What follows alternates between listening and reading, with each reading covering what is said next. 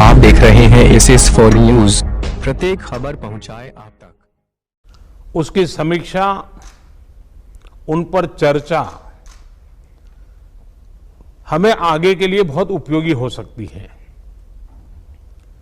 आज की इस चर्चा में मुझे भी आपसे काफी कुछ जानने का अवसर मिलेगा।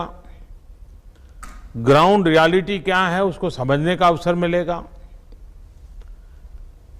आज की चर्चा के निकले पॉइंट्स, आपके सुझाव देश को आगे की रणनीति बनाने में अवश्य मदद करेंगे।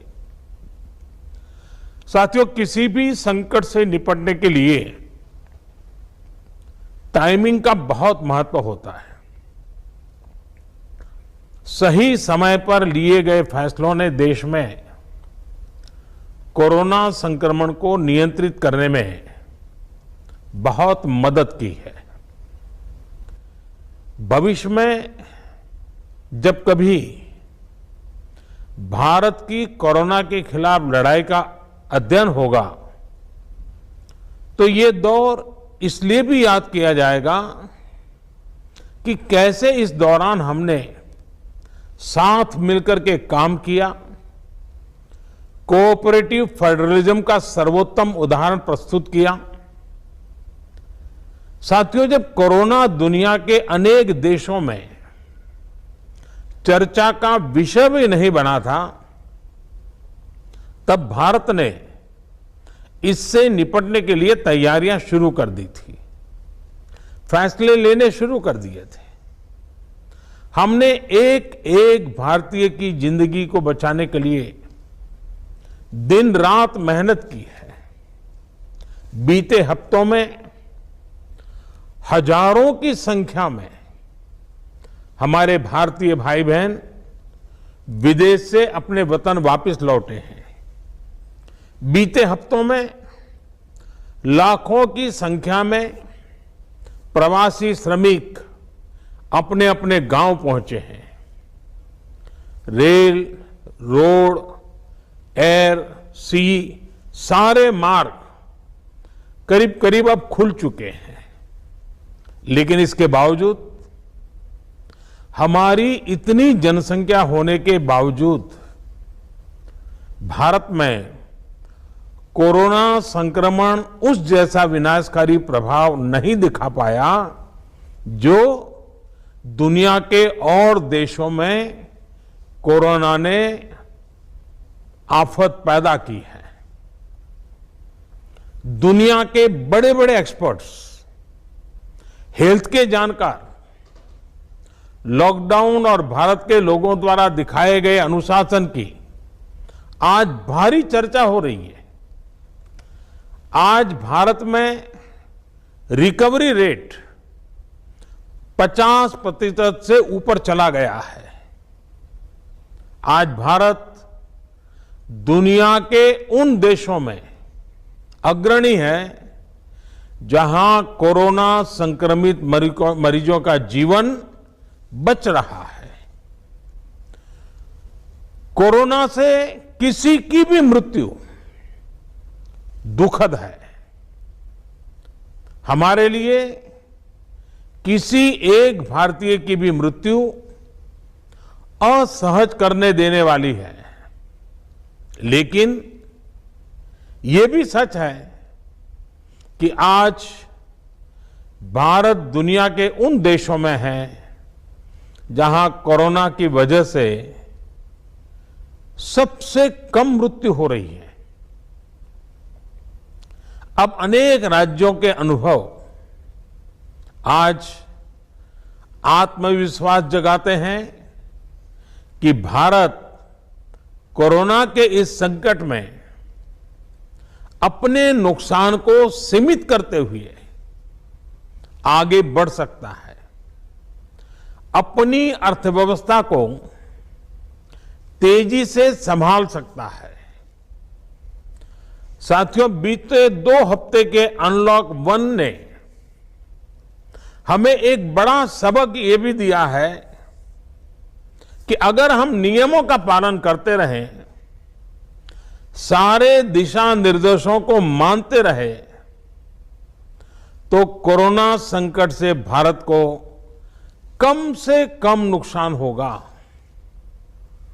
इसलिए मास्क या फेस कवर, उस पर बहुत ज्यादा जोर देना अनिवार्य है, आवश्यक है। बिना मास्क या फेस कवर के घर से बाहर निकलने की अभी कल्पना करना भी सही नहीं है। ये जितना खुद उस व्यक्ति के लिए खतरनाक है, उतना ही उसके आसपास के लोगों के लिए भी। इसलिए 2 गज की दूरी का हमारा मंत्र हो, दिन में कई बार 20-20 सेकंड के लिए साबुन से हाथ धोने की बात हो, सैनिटाइजर का इस्तेमाल हो, ये सभी बहुत गंभीरता से किए जाने चाहिए। खुद की सुरक्षा के लिए, परिवार की सुरक्षा के लिए, विशेषकर घर के बच्चों और बुजुर्गों की सुरक्षा के लिए ये बहुत जरूरी है।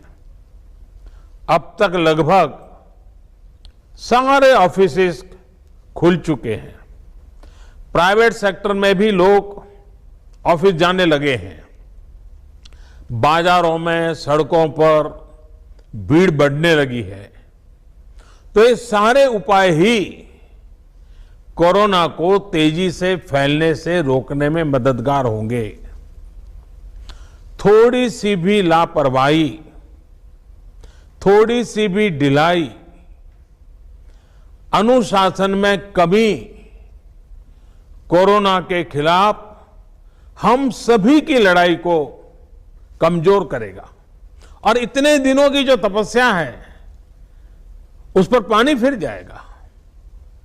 हमें इस बात का हमेशा ध्यान रखना है कि हम कोरोना को जितना रोक पाएंगे, उसका बढ़ना जितना रोक पाएंगे, उतना ही हमारी अर्थव्यवस्था खुलेगी, हमारे दफ्तर खुलेंगे, मार्केट खुलेंगे, ट्रांसपोर्ट के साधन खुलेंगे और उतने ही रोजगार के नए अवसर भी बनेंगे। साथियों, आने वाले दिनों में अलग अलग राज्यों में इकोनॉमिक एक्टिविटी का जिस तरह विस्तार होगा, उससे मिले अनुभव दूसरे राज्यों को भी बहुत लाभ पहुंचाएंगे। बीते कुछ हफ्तों के प्रयासों से हमारी अर्थव्यवस्था में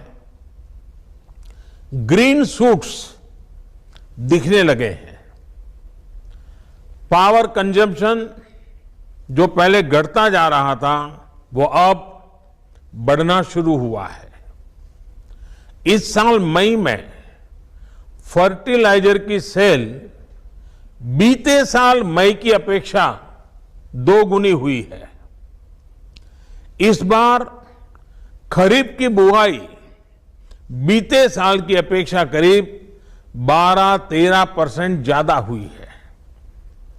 2 व्हीलर्स का प्रोडक्शन लॉकडाउन से पहले के स्तर का करीब करीब 70% तक पहुंच चुका है। रिटेल में डिजिटल पेमेंट भी लॉकडाउन से पहले की स्थिति में पहुंच चुका है।